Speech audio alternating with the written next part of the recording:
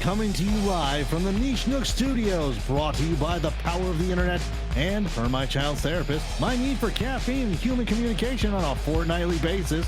It's the Niche File.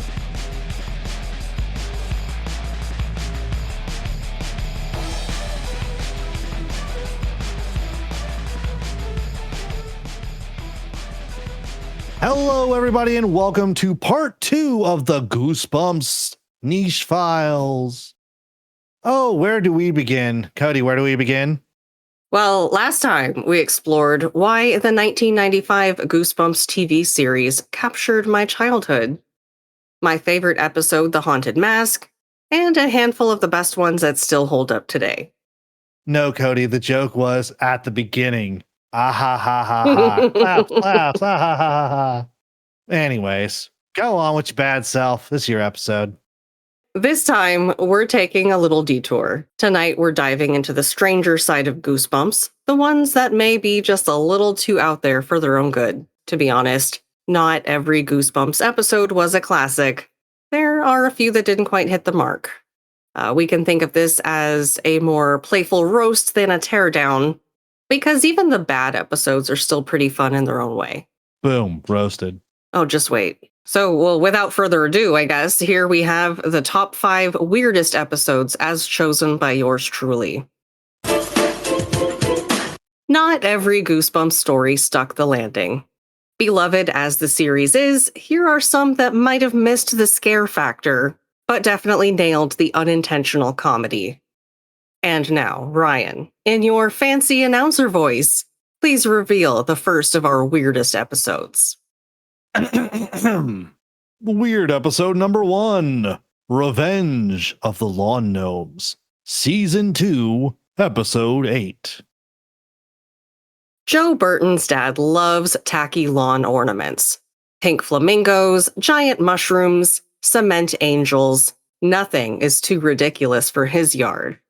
But when Mr. Burton brings home 2 hideous lawn gnomes with tall, pointy hats and evil grins, it's not just embarrassing, it's spooky. Late at night, Joe hears eerie sounds coming from the garden. Could those ugly lawn gnomes be alive? So is this Romeo and Juliet, but it's more Chucky vibes? Yeah, you could put it that way. Basically, the thing with this episode is, you know that one neighbor that takes the homeowners association or any kind of seasonal contest way too seriously? The Griswolds? That's also Major McCall, hardcore army guy. I don't know technical terms, but I'm assuming he's a major. No, there's a movie where the guy's name is Major, and he becomes a major. So, oh no. Are you a major? Oh, my name's Major. My dad was a jokester, and he told my mom we named it. Oh, jeez. Well, Major, you're now a major. We'll give him the benefit of the doubt. The first night that the gnomes come alive, Joe investigates, and the Major's garden gets destroyed, and Joe is blamed. The episode's climax is basically the most low-stakes game of flashlight tag ever, when it's discovered that the gnomes freeze and turn back into regular garden gnomes in direct light. This episode actually improves on the book, in my opinion, by giving the gnomes a new power. They can turn people into gnomes vampire style. And that's how the episode ends, with the Major himself transformed into a yard ornament. What? Oh, are you serious? Is it? All right. Nope. Goosebumps. It's Goosebumps. Ryan, it's Goosebumps. Yeah, no, it's for real. He literally just bites the guy, with his pointy teeth and turns him into a gnome. Were they his gnomes originally? Nope. Like, were they really on his lawn? They were not. Okay. No. All right. So, in their defense, the gnomes do claim that they're just doing gnome things because it's their nature, it's what they do. They're just mischievous little guys. But make no mistake, these are straight up evil little chaos goblins. They're not playing around. They are actively ruining lives and gardens. You mean make no mistake? Oh man. That was terrible. Thank you. I loved it. Two kinds of people. So with that in mind, do you guys think that knowing that these gnomes think that, they're just mischievous little guys, does that make them scarier or? It depends. How are they? Are they defeatable? Yeah, you can kill them. I mean, you can just also shine light on them and they stop. So Yeah, stop, not kill. No. I'm going to. I will pull out. I don't know. I got plenty of weapons, and according to some teachers, I'm the most blunt instrument ever used by man. And I will. Nope. Mm-mm. I don't know if it's specifically addressed, but yeah, I think if you were to destroy them either in their lawn gnome form where they're inanimate, that would probably kill them, or you could behead them. That seems pretty effective. Wait a second. How the gnomes claim they're just doing gnome things. Mm-hmm. How do they claim that? Do they write it on a little whiteboard? Oh, they talk. Do they have creepy voices? Yeah, I mean, kind of. They're Does it sound like this? no. Okay, they're not the underpants gnomes from South Park. What's actually kind of funny is in my most recent watch through, one of the actors for the gnomes has like a tongue ring, and you can clearly see it. And I don't know why that's so funny to me. That is funny. They're just little guys. Little vampire-like gnomon guys. These gnomes give David the gnome a bad name, and I refuse to let his name be slandered. It's fair. They're different gnomes, though. The funny thing about this to me is that I love garden gnomes. I actually have quite a few of them. Oh, God. These are less gnomes that we know from D&D and more like fucking red caps. Yeah. Although they're intelligent because they can talk to you and have a conversation and lie to you and trick you. And that's what hammer number 1 and 2 are for. First one's for throwing. Second one's for swinging. All right. Continue on before this headache gets worse. Speaking of, different gnome types, the gnomes in the episode are actually pretty big. They're standing around roughly 4 feet tall. And those are halflings. Yeah, they're pretty big. Hypothetically, would you rather have to deal with one T-Rex sized killer gnome or 200 ankle biting regular sized ones? Regular sized one. 200 though? Of them? You can kick them. No, I'm taking out the big fucker. Yeah, you've got one leg up. Guess what they're going to do? Go for the other one, take you down. And they're 4 feet fucking tall. Do you know how big T-Rex was? Bigger than a bread box. But with size, you lose speed. Therefore, I have the advantage. You ever watched a kaiju fight?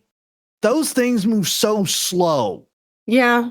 And all I have to do is get in a high place and then come down and ride it like a fucking goddamn horse and proceed to beat its head in. With the little ones, you just need a lawnmower. Okay. Remember, 200 ankle biting, regular sized ones. The regular size in this episode are 4 feet tall. They are as tall as that child over there who's ignoring my ass. And she's still ignoring me. See, when it says regular size, I'm thinking a normal lawn gnome that's about a foot tall. Oh, when I wrote the question, yeah, that was my intention writing it. So with that in mind, does that change your answer, Ryan? How big of a hammer do I get? Do I get them all? Do I get 2d6 plus whatever my strength modifier is? If you can find it, yeah, sure. Get that hammer. Don't ask questions and don't ask why I have weapons. Because see, with the 200 1-foot ones, still, if you kick one, there's about 199 that are going to take out the other leg. Yes, I would rather fight one gorilla-sized duck rather than 100 duck-sized gorillas. This is what it comes down to, all right? Yeah. I still stand by my answer. That's, valid. See, and this is why we have so many people on this podcast, because you're going to get the unhinged answer from me and the logical answer from her. I'm here for it. Do we want to learn more about gnomes or do we want to move on? I can go either way. I can go all night. Let's let you, the viewer, find out things for yourself. If you're interested in this, go watch it. Perfect. No, better yet, listen to the production notes and fun facts on the Patreon. We've made a Patreon, but we have absolutely nothing here. This is the greatest. For now. This is the greatest joke I have, all right? Let me have it while I still can. Yeah, it's going to be ruined the second we add something. Well, shit. Then guess go to the Patreon and give us $1. Have access to all the unhinged, unedited episodes. I don't have any of those. Once the episode's out, I save the completed thing inside of a tiny little box and I put it in there. And everything else goes away because it's taking up too much space on my hard drive. But if someone wants to give me a 128 terabyte hard drive, I won't say no. All right, Ryan, what do we have next? On the top 5 weirdest episodes, number 2, Attack of the Mutant, Season 2, Episode 2 and 3. Skipper Matthews has an awesome comic collection. His favorite is The Masked Mutant, the story of an evil, power-hungry supervillain who's out to gain control of the universe. One day, while lost in a strange part of town, Skipper discovers a building that mysteriously resembles the mutant's secret headquarters. Soon, the line between fantasy and reality begins to blur, and Skipper finds himself face to face with the villain he thought only existed on the page. So this is once again art imitating life, or life imitating art, or art coming to life, or art. Yes. God damn it. I feel like this would be like every comic book lover's dream. Yeah, kind of when the comic starts coming to life and, you can use all of that knowledge to save the day. Yeah. Oh, so your supernatural dream. If Supernatural were a video game, this is what you would want. Am I wrong? Being able to immerse myself in the world of Supernatural? Basically, everything, all your supernatural knowledge, you are basically a hunter. You are God tier at this point. It's like, it's a Wendigo? Fire. Oh, it's a ghost? Salt. Oh, we need to trap a demon? Here, I know how to make a devil trap. Everything you know. Yeah, basically. Yeah, and that's kind of the premise of this episode here. The hero, the galloping gazelle, he's so corny and over the top that he really steals the whole episode. And honestly, without him, it would feel much flatter. To me, it's kind of hilarious that a legit TV icon swooped in to elevate a Canadian children's horror show. And I may have buried the lead here, but he's voiced by Adam West. Are you fucking kidding me? The 60s Batman? Yep. The gray ghost from the Batman animated series? Yes, exactly. But in this case, he is the galloping gazelle. For this episode, he might have saved the day, but in this case, honestly, the most unsettling part of this episode isn't the mutant himself. It's when the galloping gazelle leaves Skipper alone to fight him. The galloping gazelle is supposed to be the ultimate good guy, and that's literally their hero group name, the League of Good Guys. He basically shrugs, bails, and leaves a literal child alone with a supervillain. The stretch of time where it's just Skipper versus the mutant. It's a little terrifying if you think about it as a kid, but also as a parent now. Oh my god. Not the fact that it's a kid versus a supervillain. If it were my kid versus a supervillain, I'm pretty sure I would get a knock on the door 30 minutes later. Like, you left this. That was torture, and that's going to be a Geneva Convention crime. I am going to the mayor about. In my head, I'm like, oh, they ran out of money for Adam West, so he just kind of bounced. I know it's how it's written in the book too. Oh my god! The good guy's really a villain as well. In a way, yeah. At least in the episode, he tries to stand up to the mutant. He's like, oh, no, you're right. I can't do this. I'm too old. Haha, bye. It's worse in the book. About how old is Skipper? Skipper's like 10, maybe 12. No, that's my children's age. I don't think they can handle it. I know, I was just thinking that. Stop thinking about my children, you weirdo. Spoiler alert, Skipper wins. He defeats the mutant. And what's kind of funny about it is allegedly Adam West only agreed to do the role if he got to keep the costume. It is a valid request. Right? It is Adam West. Fucking god damn it. I want as my payment, I want the costume. Put it in my Hall of Horrors. Yeah, basically.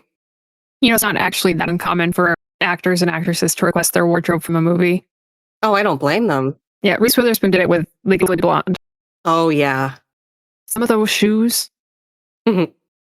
There was a video game tie-in. Yes. Are you fucking kidding But me? That's Patreon shit. It could be. Yeah. All of this Adam West talk, and we haven't even gotten to the big twist at the end. Yeah, we're still talking about the episode. Go on.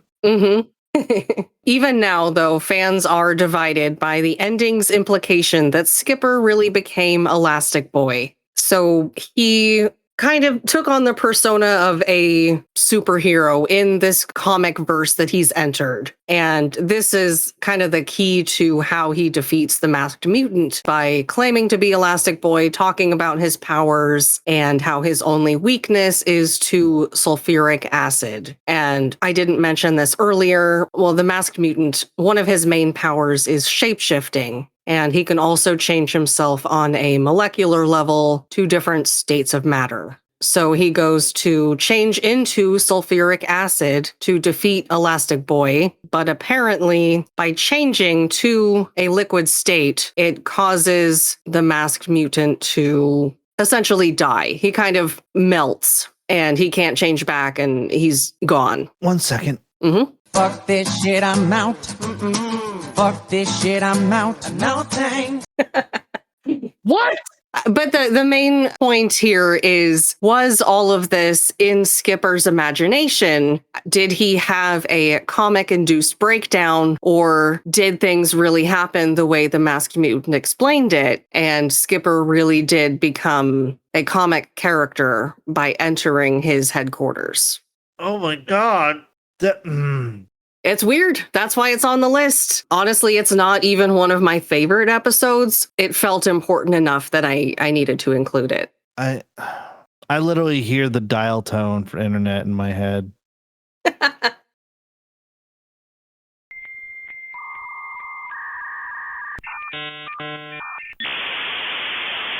I didn't know you wanted to break my mind and spirit. We're only halfway through. Yes. Moving on. What do we have next, Ryan? Up next for the top 5 weirdest episodes. At number 3, Awesome Ants, Season 3, Episode 15. After witnessing an ant infestation at an ice cream parlor, Dave decides to make ants the topic of his science project at school. However, after he and his friend Ben feed them real food, the ants grow to gigantic size. Big bugs. How big are we talking? Are we talking like Starship Troopers level big? Or they can be kept as pets big, like in Ant-Man? Give me something. Let me look at the Starship Troopers bug. Fucking huge. I just keep picturing the ants.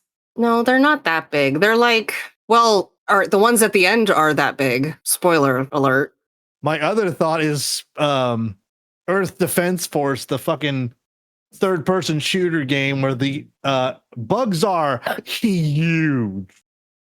Actually, Honey, I Shrunk the Kids, that's about the appropriate size for how big they get before the very end. So yes. It's in stages, though. Explain. So this one feels less like a horror story and more like a 1950s sci-fi creature feature. It's very much like Them, the giant radioactive ant movie from 1954 that kind of set the standard for these big bug films. And Goosebumps takes that vibe and dials it up with a surreal twist. It was all a dream ending, except nope, the real world is even worse because giant ants actually rule everything. Are you? Never mind. It's Goosebumps. It's Goosebumps. There's no reality. There's only subliminal space. So it's like Planet of the Apes, but ants. Kind of.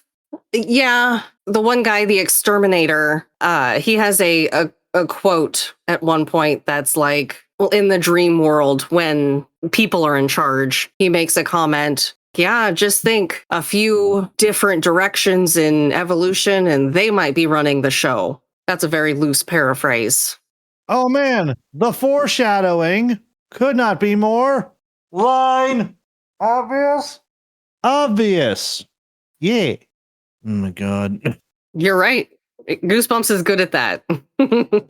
So with that, it was all a dream twist. You know, it's a really common trope in fiction. How do we feel about it? Is it satisfying or is it just kind of a cop out or lazy writing? It really depends on what it is. Like in some A big fucking cop out. I don't care what anyone says.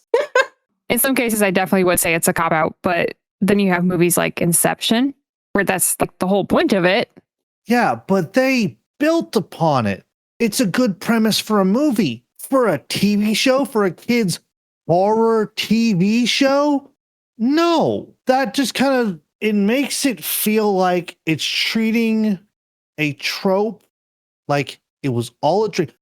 Dreams are meant to help you process your everyday life and things you are dealing with, whether you remember it or not. I don't have a degree in this. It's just my own personal thoughts and being. But if you're gonna use the "it was all a dream," the foreshadowing at the beginning, or foreshadowing when he said, "Oh, the whatever he said," I'm just so no. I'm trying real hard not to just snap one off like a Slim Jim. But if you're gonna just make it like, oh, because if I watch this episode and it's like, oh, a few things went differently and they're on in a few different evolutions and they be in charge, I would look at that and go, and I know the ending already, you've ruined the whole episode. Mm-hmm. That is my take on it. Now, if it's Wizard of Oz or if it's Inception or something clever, yes, it can be good. This was not, per my just reading and listening to you, not a good use of it. Now, maybe the book makes it feel differently, but we're not talking about the book. We're talking about the episode, the TV series. And personal opinion, I am not a professional. Yell at me in the comments. I don't care. Send your emails to the nichefiles@gmail.com and say, Goosebumps, Ryan, why are you so mean? I'm gonna say it. If you poorly implement something, then you are the problem. This was poorly implemented. They are the problem. Thank you for coming to my TED Talk. Okay, so I have a little bit of a counterpoint to that.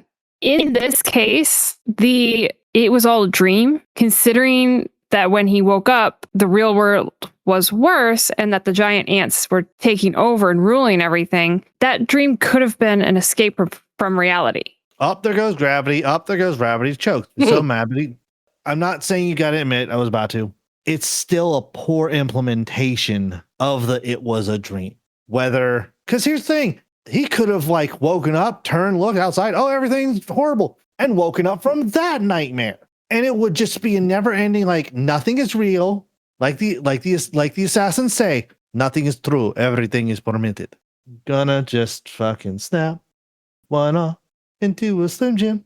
From the synopsis and discussion, I feel as though it is a cop out because they give up the ghost with that. What that guy says.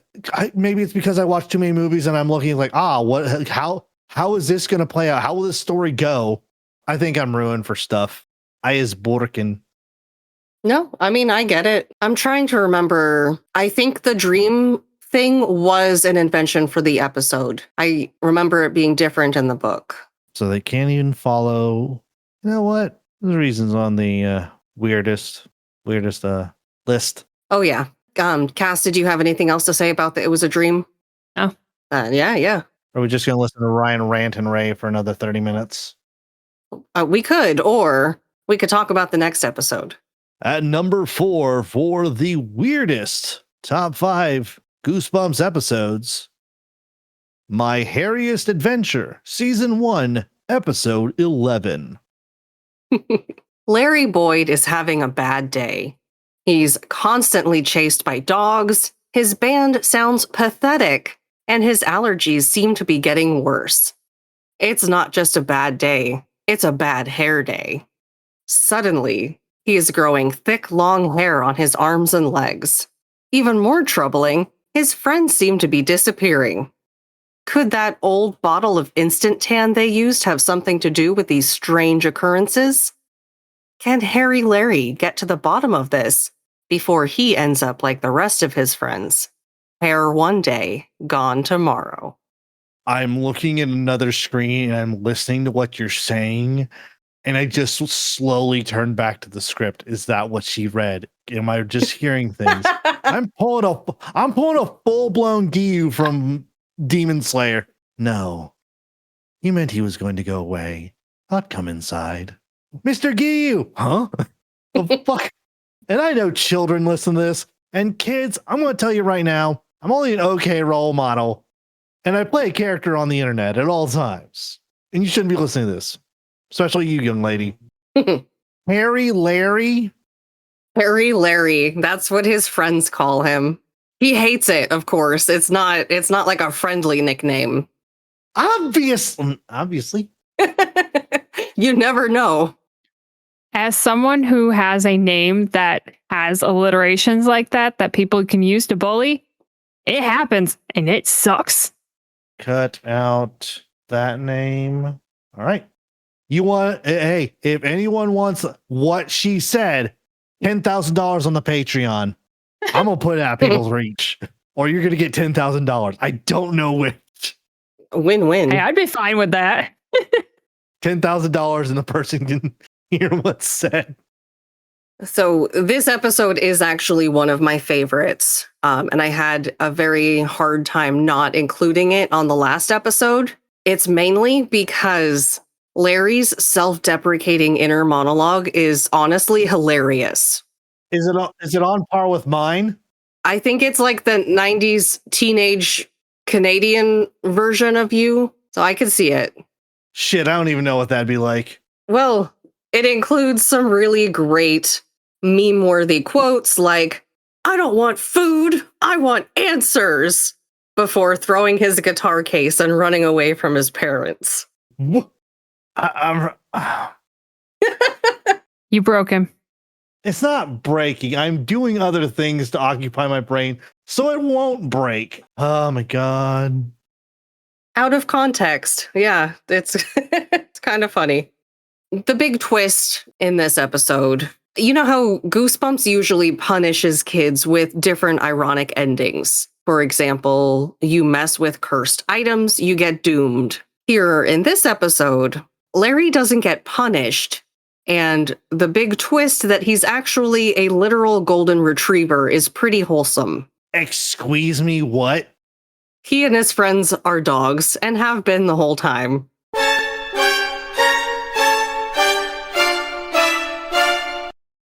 Okay, hold 1 second, please. Were they dogs that thought they were human? What the actual fuck? Local doctor, Dr. Merkin, he has developed a procedure that would turn dogs into humans, but they require bi-weekly injections, hence why Larry thinks that he has such bad allergies, and that's why, he's taking this medicine. Oh, okay. And it also explains why all the dogs are chasing him, because, they're all his friends. They know that he's really a dog. It's like a reverse werewolf situation.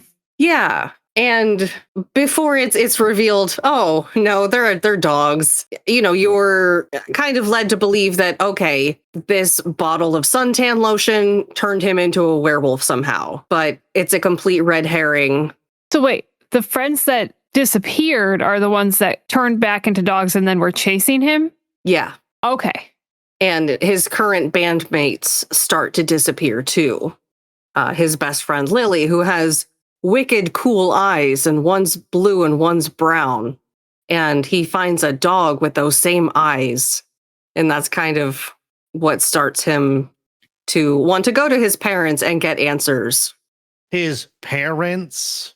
Yeah. His parents. Yeah. I will give you that one. Heterochromia, that's what it's called. Yeah. He just calls them wicked cool. Yeah, because heaven forbid there has to be a lesson, kids to learn something in Goosebumps besides, you were a dog the whole time. I'm not crashing out. I'm just crashing. And it's not, is it really crashing out if you're doing it your whole life? I just scrolled down and saw what you wrote about the doctor's name. Dr. Merkin. Yes. So I'm convinced that this is I'm not typing that into my fucking search history. I will refuse to do it.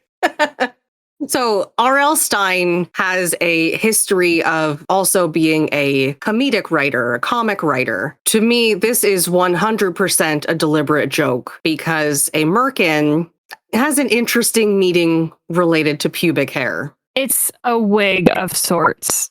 The other sort of big speculation is that this whole episode is an allegory for puberty. See, that's what I was thinking when I was listening. Like, it's another one. It's like, it's puberty. One of the other really funny lines that relates to that actually is when Larry first kind of discovers the hair growing on his hands. Oh, God, I knew it. And he's like shaving them off. And his parents are trying to get into the bathroom. And they're like, hey, can you hurry up in there? He goes, can't a guy get some privacy? And it really just kind of further sells that point that this has to be talking about puberty and the changes. I mean, isn't that one of the most common, like, old wives' tales about? We are not going any further. As the father of 2 daughters, I will not let this stand. We are moving on. I am putting the sign in the road. Detour, go on the country road, go around. Please, next episode. Next episode. What do we got? And at number 5 for the 5 weirdest Goosebumps episodes, Go Eat Worms, Season 2, Episode 6. Todd is obsessed with worms. He loves to carry them around and torture his sister with them, dropping them into her long hair. That is, until Todd's worms start playing tricks on their own. Suddenly, worms are making appearances in the most unlikely places. In his bed, in his homework, and, worst of all, in spaghetti. It's enough to make you squirm. What? All right, it's Goosebumps, Ryan. It's Goosebumps. It's Goosebumps. It's Goosebumps. I don't care. I'm having to hear this. What? So, Todd, he isn't just a curious science kid. In my opinion, he is a borderline sociopath. He's cruel to animals. He constantly talks about how fish and worms don't feel any pain. He also tortures his sister. He just has no remorse. So in the episode, though, Todd decides to dig for worms as part of a revenge plot, and he falls into an underground cavern where the walls are scrawled with the ominous message of, Todd, we will make you squirm. Soon, worms trap his feet, and a massive giant worm emerges. Todd narrowly escapes, and his sister's giant papier-mâché bird science fair project scares the monster worm away. In the aftermath of this, now that he's survived, Todd has vowed to give up worms forever. He turns to fishing with minnows instead, until the fish themselves exact their revenge, dragging him into a lake after tricking him with a sandwich and hook prank. Even when he thanks them for releasing him, they make him swim back to shore. So the worms get a bug's life, and then it escalates to fish. Yep. This is going to be the episode that fucking breaks what's left of my mind. So I guess the worms, obviously, they didn't like how they were treated, and they told the fish about it. The fish heard Todd talking shit on the lake, and because he was basically saying the same sort of thing he said about worms. that he could use them for his science experiments and essentially torture them by seeing how long a fish can survive in hot water, cold water, a freshwater fish in salt water, that kind of thing. So that's where they get him with a Looney Tunes style hook and a sandwich. I was just going to say, this kid's not very smart if he got tricked by a floating sandwich on a lake. It wasn't even on the lake. It was in a lunch bag. So these are very sophisticated fish. So is it like on the shore? It was on the dock. Todd picks up the bag, unwraps the sandwich. He's like, "Hey, Danny, I'm going to take a bite out of your sandwich." And Danny is like, "What sandwich? I thought that was yours." But at that point, it's too late. He's already taking the bite and it gets him. Okay. So what you're saying is they're sophisticated. I almost said it, but I didn't. So he just swims to shore and that's it? He's done being the sociopathic child? Allegedly, yeah. Todd's character arc is questionable at best. He's one of the protagonists that are just so unlikable that we really want to see him punished. But do we think the ending really delivers justice? Or is it just kind of goofy and weird? I'm going to say this. I'm going to say this with my whole chest. Should have drowned him. Because here's the thing. We'll go back to being normal kid. The kid will turn into an adult and that thing will that tinge will come back. Mm-hmm. Here's the thing. I've been watching all the kids from the girls' grade because I've done field day as a parent volunteer since Aurora was in pre-K. She's now in 6th grade. I have watched these kids grow up and I'm like, oh, some of them are like, oh, these good kids. There are a couple in there that are just like, I worry about this kid in like 4 years. Mm-hmm. I'm just like, we can suppress it, but it will escape. Life finds a way. I mean, the casual torture of animals is classic pre-serial killer vibes. Mm-hmm. Like you hear that so often with serial killers once they've been caught, is that as a child they tortured animals. Yep. I listen to a podcast called Illuminati, and when they do serial killers, that's normally they literally have a quote unquote bingo card and checklist. And they're like, all right, let's see who wins serial killer bingo. Everyone gets middle space free. And then they just start like, oh, got a bingo. Yeah. And Todd approaches it from a scientific sort of standpoint that always escalates. Jeffrey Dahmer did taxidermy. Okay. So now here, we've talked about the top 5. I guess here I'm struggling how to segue into, but wait, there's more. I guess I could just start with the top campiest pick. And just when you thought Goosebumps couldn't get any wilder, we've saved the crown jewel of camp for last. Get ready for the episode that's so over the top, so gloriously ridiculous. Ryan, please take us away to the top campiest pick. And the top campiest pick, so campy it brought a tent and sleeping bag. Strained Peas, Season 3, Episode 17. When Nicholas's parents bring home his new baby sister, Grace, he makes an effort to bond with her. However, after a series of bizarre occurrences, he comes to suspect that the baby is not human. She is unnaturally strong and smart, growls the word leave like a demon, and, oh yeah, she straight up eats the family gerbil. Luckily for Stanley, she does spit him back out. How old is this baby? Excuse me, what? Hold on. They brought the baby home, but they couldn't get a brand new one because, they don't act very well. So I'm putting it, this baby looks older, but is said to be a newborn? Newer. Yes. Freshly out the oven. Exactly. So for a title that promises pea-based horror, we get almost none. The peas are just a throwaway gag, honestly. A cameo at best.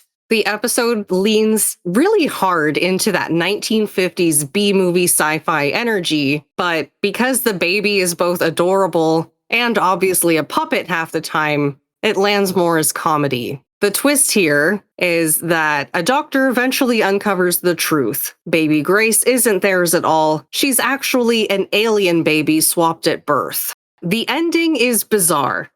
Instead of closing the story, it hints that new baby Chloe is just as strange as Grace was, which makes the whole switcheroo feel pointless. How'd they get the other baby? The alien monsters came and they traded back. How'd they get it the first time?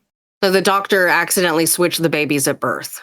So the alien gave birth in a hospital? A human hospital on Earth, yes. I can't. Not anymore. Not anymore. I mean, this is like classic Changeling. It is, yeah. But it really kind of brings back, what was the point of switching them then? Yeah. If both were weird. And with that, do you think it would have been scarier if Grace had turned out to be normal, which would leave Nicholas traumatized and the sense that nobody believes him? If Grace could just gaslight him and just do that for the rest of her existence, then the kid would. What did he do wrong that caused him to be tortured? Because normally there's like, oh, there's a reason this kid should be tortured. Literally nothing. For a protagonist, he did nothing wrong at all. So he's been traumatized and he's being gaslit. Got it. Mm-hmm. And tortured by an alien baby. Yeah, and honestly, she's kind of mean. I keep trying to think of how big a gerbil is. It's hamster-sized. Did this baby's mouth have to like stretch open? Yeah. So I don't believe they show the gerbil being eaten on screen. 4 to 7 inches long. That is how big a gerbil is. Yeah, that baby's jaw would have had to unhinge. There are 2 instances of some really awkward green screen where they make the baby's mouth talk or, open and close like it's talking. That is probably the scariest part of this episode. And before we call it a night, just a few more episodes that demand a mention. Honorable in the loosest sense of the word. The kind that makes you raise an eyebrow, sigh, and wonder why anyone greenlit this in the first place. Ryan, hit us with the titles. Honorable mentions. Calling All Creeps, Season 2, Episode 19. This one earns an honorable mention mostly for how questionable the premise is. Ricky posts someone else's phone number in a personal ad looking for creeps, which, yeah, definitely wouldn't fly today. I could roast this episode pretty hard for those ethics alone, but maybe I'll save that for the Patreon. Honorable mention number 2. Say cheese and die. Again. Season 3, Episode 18. The sequel that probably shouldn't have existed. The cursed camera idea had already peaked in the first episode, so this feels like a beat-for-beat rerun with predictable scares and weaker tension. And yes, disappointingly devoid of Ryan Gosling. All right. So now, surprise! Kick open the door. We're going to play a game at the end of the episode. Yes, I love having to play games and force them to dance around like my own personal puppets. We're going to play the game with Cody. Book or show. Where I'm going to give you the episodes you've done, and if you prefer the book or if you prefer the show. Starting with okay. The Haunted Mask. Cody, book or show? Nope. Book. 1 for book. Night of the Living Dummy 2. Book or show? Book. Moving on. Oh. I lied. Show. All right. One Day in Horrorland, book or show? Video game. Fucking make me make a third column. No, I'm just kidding, because there's only two. But book. A Night in Terror Tower, book or show? What if they're equal?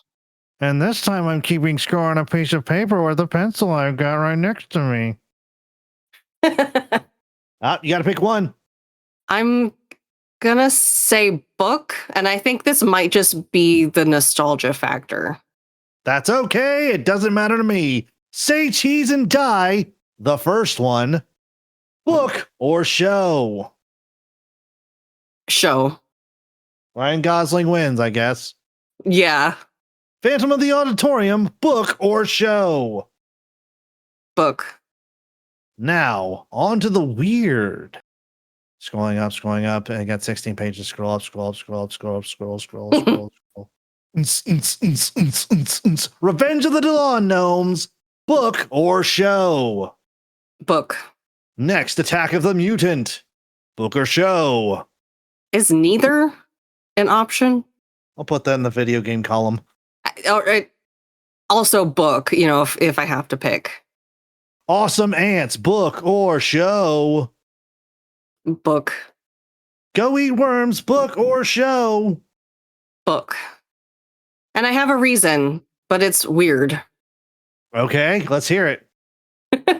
Todd's sister's science project or science fair exhibit is this giant paper mache bird. It's a robin, I guess.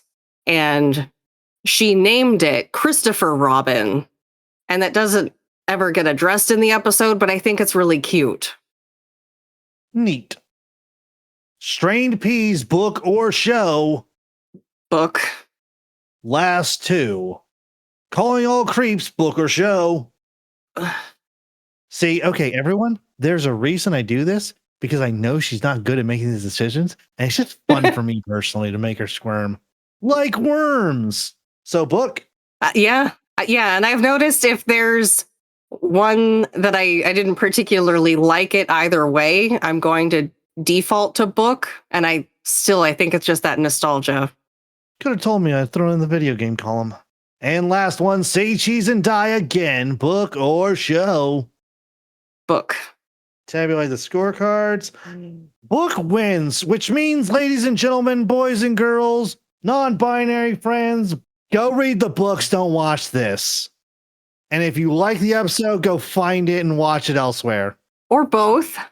The books are better. This is the one time we can say that. The books are better. I have the scorecard. The books are better. Okay, maybe I'm biased, but I still wouldn't discount the show. I'm discounting it to 99% off. Congratulations. All right, Cody, take us out of here. And so that kind of does bring me to what really keeps me coming back to Goosebumps, the show. Because even the weirdest and the corniest episodes have their charm. They might not be scary, but they're memorable, ridiculous, and endlessly entertaining. And honestly, that's half the fun of revisiting them. With the series hitting its 30th anniversary this year, it's easy to see why the original show still resonates. It didn't need to be perfect, it just needed to be itself. Whether you're here for the classic episodes, the bizarre, or the ones that really make you shake your head in disbelief, Goosebumps 95 is still a great choice for spooky season. If you happen across a creepy mask, a haunted camera, or a dummy that talks back, maybe just leave them alone. That's going to be it for us here at the Niche Nook Studios. I'd like to thank Kass and Cody and hope they had an enjoyable time with all the weird and wild and very, very, very deranged and upsetting things I've had to endure. So until next time, everyone, say goodnight, ladies. Hey, before I go, did you know that we're actually glow in the dark, like us humans are? Anyways, good night. What? Cody, I know you tormented me this whole episode. You owe me one save, please. Well, I'm signing off before Grace gets hungry again.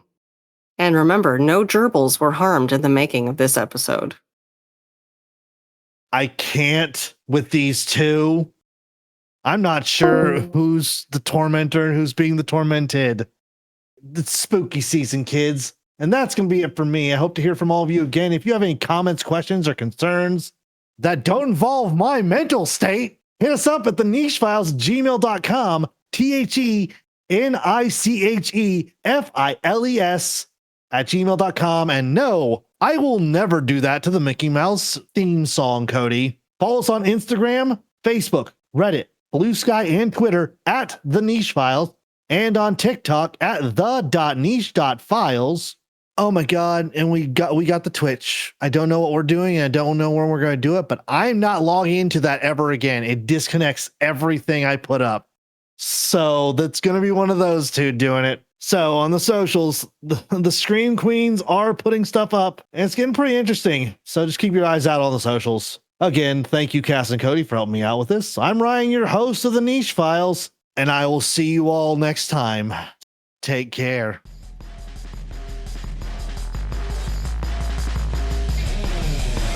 The music for the Niche Files is played and mixed by Paul of JPP Creative Media. If you like what you hear, you can find him on TikTok at Just Plain Paul, JUSTPLAINPAUL. Thanks again, Paul.